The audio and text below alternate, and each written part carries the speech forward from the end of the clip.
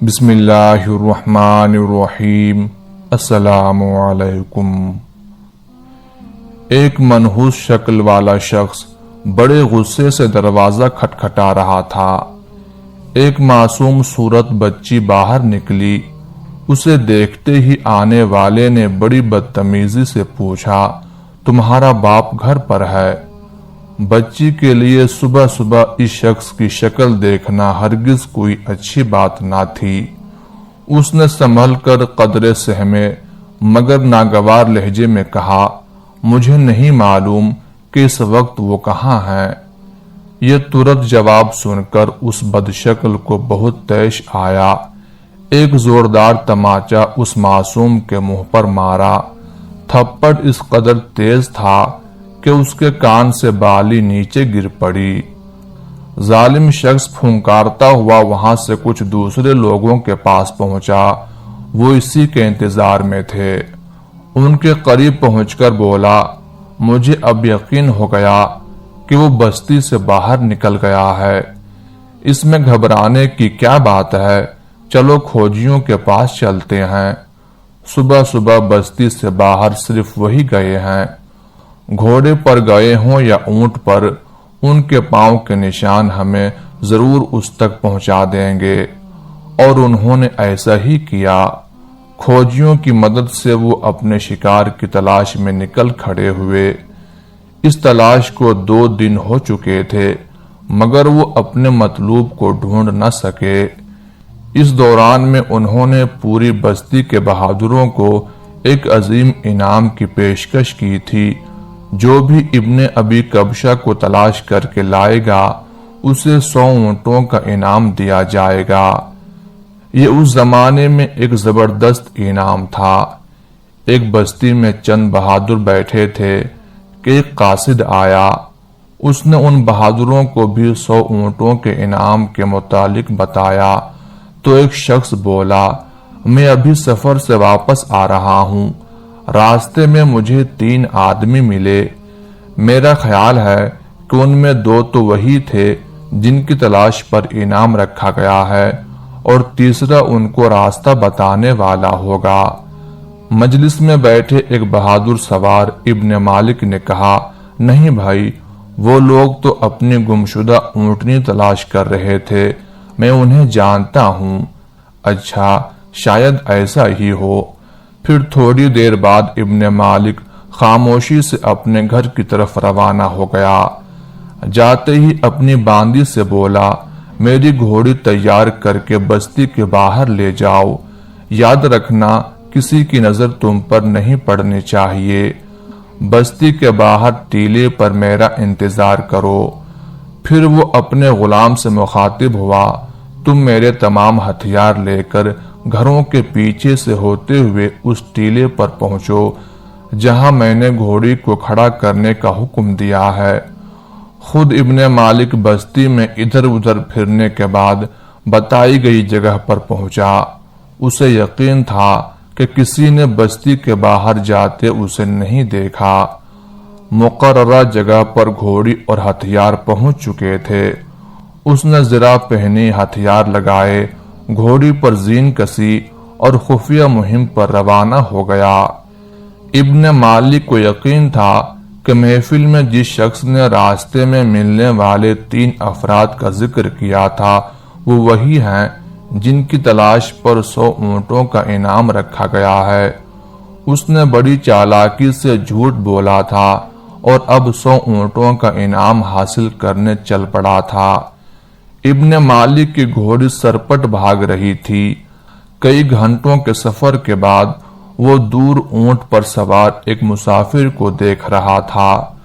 دوسرا شخص اونٹ کی مہار تھامے پیدل ہی چل رہا تھا۔ اس کا دل بلیوں اچھلنے لگا۔ اس نے اپنی رفتار اور تیز کر دی۔ اب وہ پیچھا کرنے والوں کے خاصا قریب پہنچ چکا تھا۔ اچانک اس کی گھوڑی نے ٹھوکر کھائی اور گر پڑی۔ ابن مالک نے گھوڑی کو دل ہی دل میں برا بھلا کہا اور دوبارہ سوار ہو کر پھر اسے ایڑ لگا دی۔ اب وہ اپنے شکار کے بہت قریب پہنچ چکا تھا مگر چند گز کے فاصلے پر گھوڑی نے دوبارہ ٹھوکر کھائی اور بری طرح زمین پر آ رہی۔ خود ابن مالک گھوڑی کے نیچے آ کر مرتے مرتے بچا۔ وہ تو پہلی ہی دفعہ گھوڑی کے گرنے کو برا شگون سمجھا تھا۔ وجہ یہ تھی کہ اس کی گھوڑی کبھی بھی یوں نہیں گری تھی۔ اس کے دل نے کہا، اے ابن مالک، کہیں انعام کے لالچ میں تو واقعی کسی بزرگ ہستی کو نقصان پہنچانے تو نہیں لگا۔ مگر ضمیر کی یہ آواز 100 اونٹ پانے کی خواہش کے مقابلے میں دم توڑ گئی، اور وہ دوبارہ اٹھا اور پھر شکار کی طرف بڑھا۔ قریب جا کر اس نے اپنا نیزہ سیدھا کیا، لیکن پھر وہ کچھ ہو گیا جس کا اس نے تصور بھی نہ کیا تھا۔ اس دفعہ اس کی گھوڑی گھٹنوں تک ریت میں دھس گئی۔ لگتا تھا کہ ریت نے اس کے دونوں پاؤں جکڑ لیے ہیں۔ گھوڑی زور لگانے کے باوجود نہ ہل سکی۔ حقیقت اب واضح ہو چکی تھی۔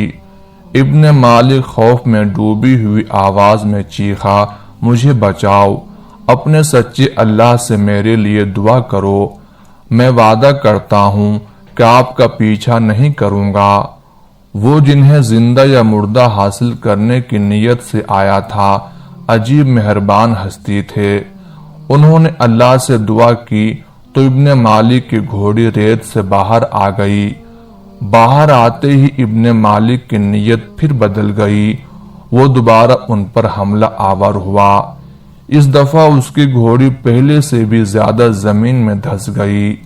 اپنا یہ حشر دیکھ کر وہ منتیں کرنے لگا، اپنے آپ کو ملامت کرتے، آنکھوں سے ندامت کے آنسو بہاتے فریاد کرنے لگا، اے محمد صلی اللہ علیہ وآلہ وسلم، میرا سارا ساز و سامان واپس لے لیں۔ میں اللہ کو گواہ بنا کر کہتا ہوں کہ اب اس مصیبت سے نکل گیا تو واپس ہو جاؤں گا، اور آپ کے تعاقب میں آنے والوں کو بھی ادھر نہیں آنے دوں گا۔ وہ جن کا پیچھا کر رہا تھا، اللہ کے آخری رسول نبی رحمت صلی اللہ علیہ وآلہ وسلم، اور دنیا کی سب سے مہربان ہستی تھے، اور رسولوں کے معاملے میں اللہ کا فرمان یہی ہے کہ کوئی کافر انہیں مغلوب نہیں کر سکتا۔ اسی لیے ابن مالک پر یہ افتاد پڑ رہی تھی۔ رسول اللہ صلی اللہ علیہ وآلہ وسلم کے ہمراہ عظیم ترین صحابی حضرت ابوبکر صدیق رضی اللہ تعالی عنہ تھے۔ اللہ کے رسول نے ایک مرتبہ پھر اسے معاف کر دیا اور فرمایا، جاؤ، واپس پلٹ جاؤ، سامان کی ہمیں کوئی ضرورت نہیں، البتہ لوگوں کو ہمارے تعاقب میں نہ آنے دینا۔ آپ کے معاف کرتے ہی اس کی گھوڑی پھر زمین کی گرفت سے آزاد ہو گئی۔ ابن مالک حیران بھی تھا، خوفزدہ بھی، اور اپنے شکار کا شکر گزار بھی۔ اس نے واپسی کی طرف چند قدم بڑھائے، پھر رکا اور بلند آواز سے بولا، اجازت ہو تو ایک بات کروں؟ اللہ کی قسم کوئی بری حرکت نہیں کروں گا۔ ارشاد ہوا، پوچھو کیا بات ہے؟ اے محمد صلی اللہ علیہ وآلہ وسلم، مجھے یقین ہے کہ آپ کا دین پورے عرب میں غالب ہو کر رہے گا۔ مجھ سے وعدہ کریں، جب میں آپ کی سلطنت میں آؤں تو آپ میری عزت کریں گے، اور مہربانی کر کے یہ وعدہ مجھے لکھ کر دیں۔ حضور صلی اللہ علیہ وآلہ وسلم نے حضرت ابوبکر رضی اللہ تعالی عنہ کو حکم دیا تو انہوں نے وہاں پر ایک دستیاب ہڈی پر یہ وعدہ لکھ کر اس کے حوالے کر دیا۔ وہ پلٹا تو اس دفعہ آپ نے اسے آواز دی، سراقہ بن مالک، جب تم کسریٰ کے کنگن پہنو گے تو تمہیں کیسا لگے گا؟ ابن مالک حیران ہو کر بولا، کسریٰ بن ہرمز شہنشاہ ایران کے کنگن؟ ہاں، کسریٰ بن ہرمز کے کنگن۔ وہ اسے حیران چھوڑ کر یثرب کی طرف دوبارہ بڑھنے لگے۔ سراقہ ابھی راستے ہی میں تھا کہ اسے کچھ لوگ ملے جو رسول اکرم صلی اللہ علیہ وآلہ وسلم کو تلاش کر رہے تھے۔ واپس چلے جاؤ، میں نے تلاش میں چپا چپا چھان مارا ہے۔ تم اچھی طرح جانتے ہو کہ پاؤں کے نقوش دیکھنے میں میرا کوئی مقابلہ نہیں، جاؤ انہیں کہیں اور تلاش کرو۔ اور ڈھونڈنے والے سراقہ کے کہنے پر واپس چلے گئے۔ سراقہ کو جب معلوم ہوا کہ اللہ کے رسول صلی اللہ علیہ وآلہ وسلم حفاظت سے یثرب پہنچ گئے ہیں تو اس نے اپنے ساتھ پیش آنے والا واقعہ سب کو بتایا۔ منحوس شکل والے شخص ابو جہل کو جب اس کا علم ہوا تو وہ سخت غصہ ہوا، اسے گالیاں دینے لگا۔ سراقہ نے ابو جہل کی گالیوں کے جواب میں کہا، اللہ کی قسم، جب تم دیکھتے کہ گھوڑی کی ٹانگیں زمین میں دھس گئی ہیں اور میں بے بس ہو گیا ہوں تو تمہیں بھی کوئی شک نہ رہتا کہ حضرت محمد صلی اللہ علیہ وآلہ وسلم اللہ کے رسول ہیں، بھلا ان سے مقابلہ کون کر سکتا ہے۔ اس واقعے کو کئی برس بیت گئے، پھر وہ دن بھی آیا جب حضور صلی اللہ علیہ وآلہ وسلم صحابہ کے عظیم لشکر کے ساتھ مکہ میں فاتح کی حیثیت سے داخل ہوئے۔ سراقہ آپ کے پاس آیا۔ اس وقت حضور صلی اللہ علیہ وآلہ وسلم انصاری صحابہ کے جھرمٹ میں تھے۔ سراقہ کو قریب دیکھ کر انہوں نے نیزے اس کی طرف سیدھے کر لیے۔ سراقہ ان سے بچتا بچاتا گھوڑے پر سوار آپ کے پاس پہنچا۔ آپ صلی اللہ علیہ وآلہ وسلم ایک اونٹنی پر سوار تھے۔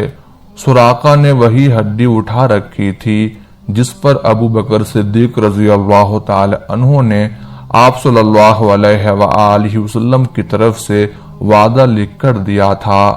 بولا، اے اللہ کے رسول صلی اللہ علیہ وآلہ وسلم، یہ میں ہوں سراقہ بن مالک، میرے پاس آپ کا لکھا ہوا وعدہ ہے۔ آپ نے فرمایا، سراقہ میرے پاس آؤ، آج وعدہ پورا کرنے کا دن ہے۔ اس نے سنا اور اپنے مسلمان ہونے کا اعلان کر دیا۔ وقت تیزی سے گزرنے لگا، حتیٰ کہ حضرت عمر فاروق رضی اللہ تعالی عنہ کا زمانہ آ گیا۔ اسلام کا پیغام عرب سے نکل کر دنیا میں پھیلنے لگا۔ خلفائے راشدین ان ممالک کے لوگوں کے ان کے حکمرانوں سے آزاد کرانے کا فرض پورا کر رہے تھے جن کی طرف حضور صلی اللہ علیہ وآلہ وسلم نے اپنی سفارتیں بھیجی تھیں اور انہیں اسلام کی طرف بلایا تھا۔ گویا صحابہ کرام حضور صلی اللہ علیہ وآلہ وسلم کے کام کو آگے بڑھا رہے تھے، کیونکہ وہ آپ کے نیابت میں یہ کام کر رہے تھے، اس لیے راستے میں آنے والی ہر رکاوٹ دور ہوتی گئی۔ نہ ایرانی سلطنت اسلام کے آگے بند باندھ سکی اور نہ روم کی طاقت ان کا راستہ روک سکی۔ پھر ایک دن لشکر اسلام کا قاصد ایران فتح ہونے کی خوشخبری لایا۔ اس کے ہمراہ بہت سارا سامان بھی تھا۔ مسجد نبوی میں بڑے بڑے صحابہ حضرت عمر فاروق رضی اللہ تعالی عنہ کے ہمراہ موجود تھے۔ قاصد نے مال غنیمت امیر المومنین کے سامنے رکھا۔